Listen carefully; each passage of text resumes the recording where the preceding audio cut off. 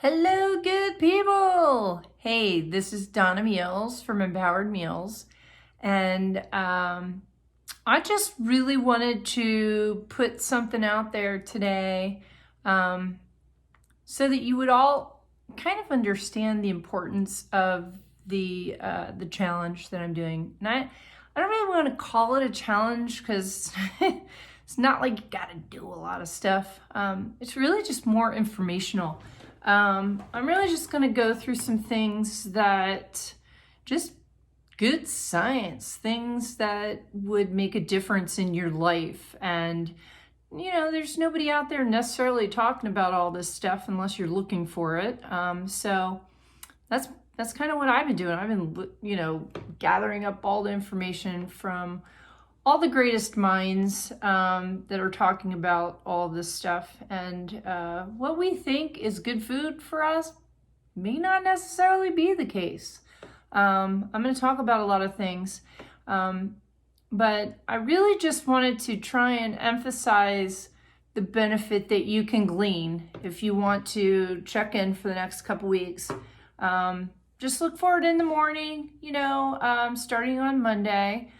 And it's Saturday today. I decided I was just gonna, put this little thing out there for everybody, just to kind of explain a little bit what it's about. And it's really just educating yourself to be able to qualify your food.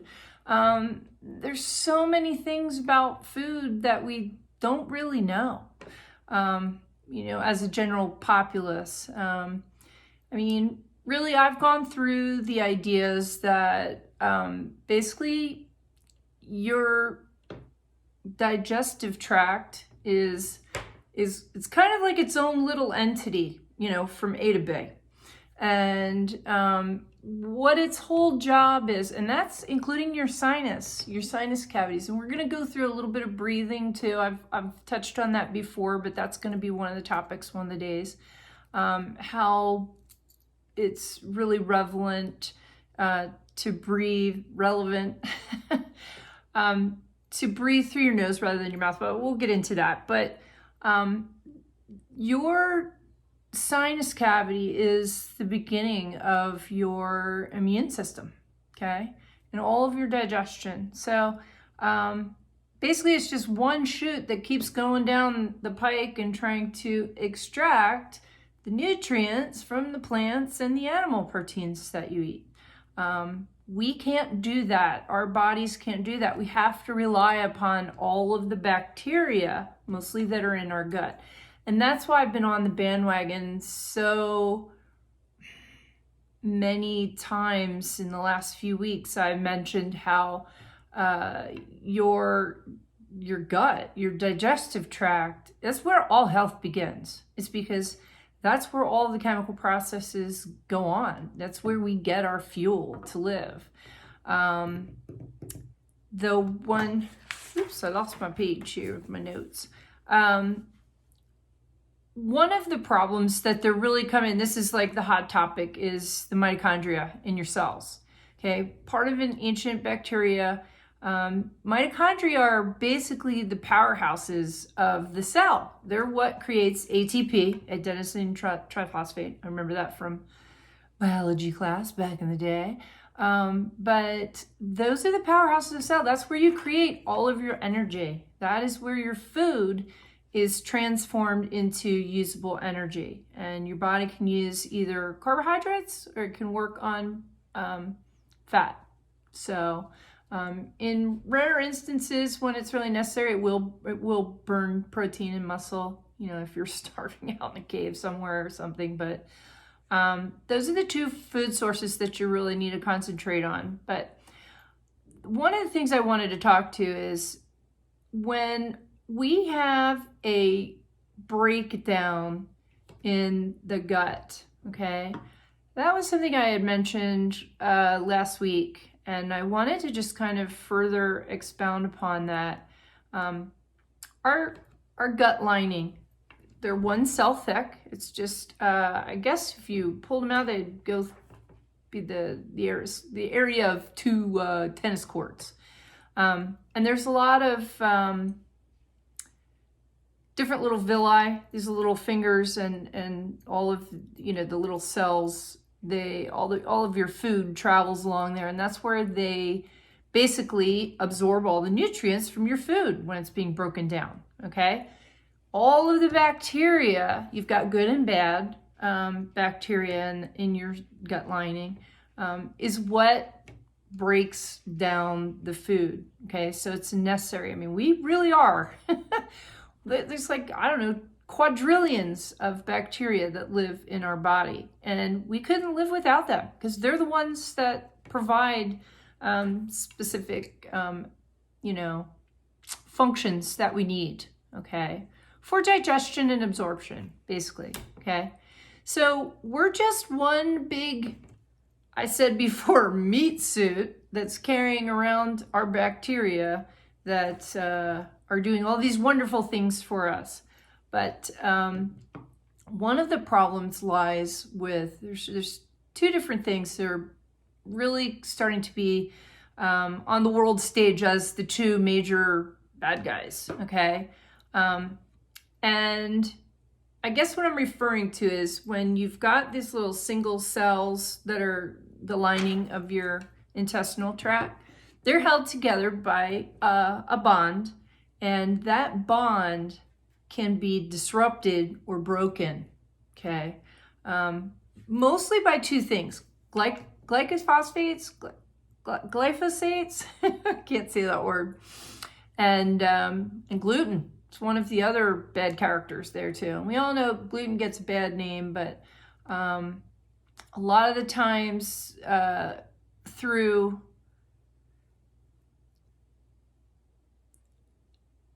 farming, the new agricultural, you know, factory farms, there's probably only like, I think they said there's like only 6 different strains of wheat in the United States these days. That all the rest, unless you get some Farmer Joe's growing something different, some heirloom brand or something, but they've all been genetically modified. All the wheat, corn, soy, all that. It's all being genetically modified. And what that means, well, I don't even want to get into that yet. Okay, I'm going to just say, let's go back to the single cells.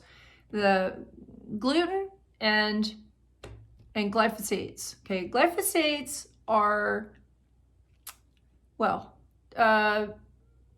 produced by Monsanto, which is, you know, all the weed killers, Roundup, etc. We all know that's bad. Hello, all these non-Hodgkin's lymphoma commercials, you know, call this attorney if you've been exposed, etc.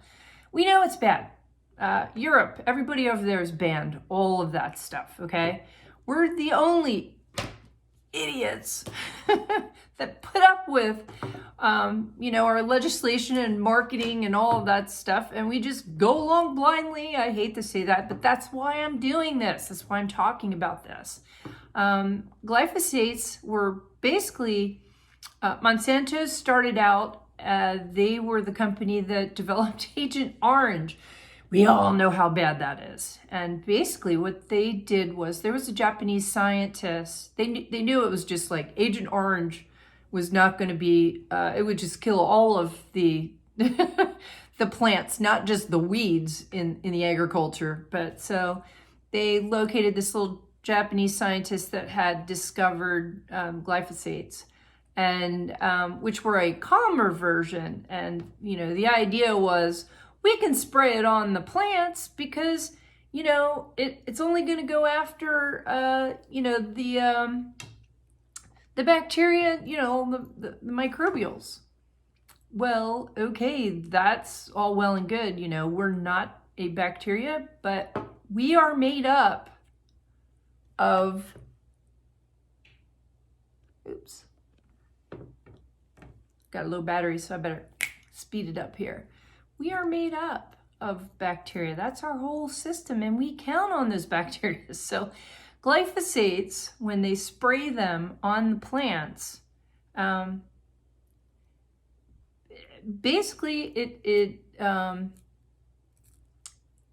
it's the major proponent that breaks those bonds in our cellular wall. when we absorb that because we ate the plants that they sprayed this on to get rid of the weeds. Okay, it makes no sense. There's zero common sense to any of it. I just wanted to bring that to your attention. And what happens then is when those bonds in the gut get broken up, then we're in trouble because our immune system is right underneath that layer. That's where everything, really works for us. And so when that gets out of, when that gets out of control, when there's food that's leaking through, it's called leaky gut, through these little bonds being broken, it creates a whole world of havoc in our cells, in our body, in our organs, everywhere. The mitochondria of our cells that are in charge of producing all of our energy really take a beating too. So I'm trying to boil this down so it's not like super geek science, but I just kind of put it into things, into terms and into, I guess, layman's version here. So, but the basic thing is, think about it. Everything that you consume, if it's not really a good organic vegetable or a grass-fed animal, raised without GMO feed, etc., whatever, there's no way you can escape that unless you really qualify your food, okay? So we're going to do a day on just going down the rabbit hole with organics. We're going to do a day with some breathing and all about why water is good for you, and just everything that I feel that is really important for us as regular adults these days in 2021 to know, because you're not going to be finding this stuff out from the marketing from food companies, and you're not going to be finding this out from the restaurant menus either. I think there's a time in our life where there has never been more cancer, and there has never been more inflammatory diseases, autoimmune diseases, just plain disease caused by food that we know, and that's heart disease and obesity and diabetes and high cholesterol, you name it, okay? And I've said this before. I didn't have a meme today, but I'm going to state one that I use all the time, and it's Hippocrates. Let food be thy medicine. They knew this thousands of years ago. So where we got off on the ride, I'm not really sure. A lot of it revolves around corporate greed. And, the powers that be, they don't care about you. They just care about what's on their bottom line. So that has evaded all the way through into our, what I call, sick care system, because nobody's treating, the actual problem, which 9 times out of 10, it all goes back to food, People that eat right don't get cancer, people, really right. And so that's what I'm trying to teach and share in these next 2 weeks is, know what it is you're putting in your body. Just because it's a carrot doesn't mean it's good. We've all been taught certain things growing up. And so what I'm really going to try and do here in the next 2 weeks is just make you better consumers and better health advocates for yourself and for your children, or your parents, or, whomever it is. Anyway, so I wanted to just go back to the gluten-free thing. Gluten has just become a problem because the entire stock of our seeds, have just been whittled down to, like I said, 5 or 6 different varieties. And most of those are genetically modified.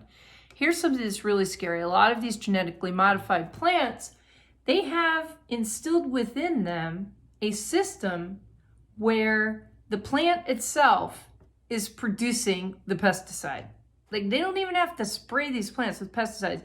They're coming in with their own genetic structure to produce their own. Do you know how scary that is? I mean, that's just crazy. It's like when you eat that, so what happens is those same structures in the genetics of the plant, well, you consume that material, and guess what it does? In your human biome, in your tummy, in your gut will now start taking on the function of producing pesticides in your body. I'm sorry, you know, I sound like I'm kind of ranting here, but it's absolute madness, and none of us really know it. You know, we don't. Every time you eat out, unless, like I said before, I just said this, I think, my last thing last week. Every time you eat out, there's a good chance you're just eating a bunch of poison. Because restaurants, unless it's an all-organic restaurant or they have certain standards or something, you know, you may think you're ordering the healthy thing by getting the salad, but, you know, if that salad isn't organic, oh my gosh, they're one of the worst offenders. They absorb so many more pesticides. And we're going to go through, too. I have the Dirty Dozen list when we do the organics. Either day, I might do 2 days on that. So I'm still kind of working through. But I'm not trying to scare you. I'm just trying to say what you think you're eating. You know, a lot of us, when we think we're eating right, I mean, literally some of the stuff that I've come to realize lately from some of these just fabulous teachers that are out there, educators and scientists, it's really amazing. You know, and here, like I said, I thought I was eating right. And that may be very well, maybe why I was still having some issues that I needed. That's probably why my hair was falling out, you know. So I probably, even though I always, you know, stood on my little soapbox saying, yo, eat this, do that. You know, I'm a chef, I'm a healthy chef. I probably haven't really been doing the best job for myself too. And that's probably why I got in, you know, had my own little issue that I had to work out that I'm still doing. It's been 5 months now. So I also would want to recommend anybody, if you can find a good natural doctor, and go and just have a visit with them and consult with them. And if you've got any issues that are really taxing you, if you are taxed, if you don't have enough energy, if you have fatigue, if you know, just seem like you have aches and pains that, you know, and everybody blames that on age. That's bull. It is. You know, the reason most of the older people have a lot of aches and pains is because they've been abusing their body for decades, because they've been eating all this factory food. You know, I remember the stories where my mom should be like, oh, my grandfather smoked 2 packs of cigarettes a day and he lived till he was 95. Well, he wasn't eating all the crap in the food, because that's what really is killing us. Our food is killing us. So we can solve that issue. Anyway, okay, so Monday in the morning, I'll send out, I'm pretty sure that Facebook sends you all a notification if I post something. I'm pretty sure of it. So I'm just, if not, look for it Monday morning around 7 a.m. or so. I'll do that 7 a.m. on the East Coast. Ooh, it'll be early here. So anyway, I'll figure it out. But I just wanted to just kind of have an organized, structured, hey, check this out, check this out, check this out, where people are tuning in and they're not missing this or that, or because I tend to, you know, I repeat myself sometimes because not everybody's, you know, caught all the dang episodes. So anyway, peace out and have a good one, and we'll see you Monday.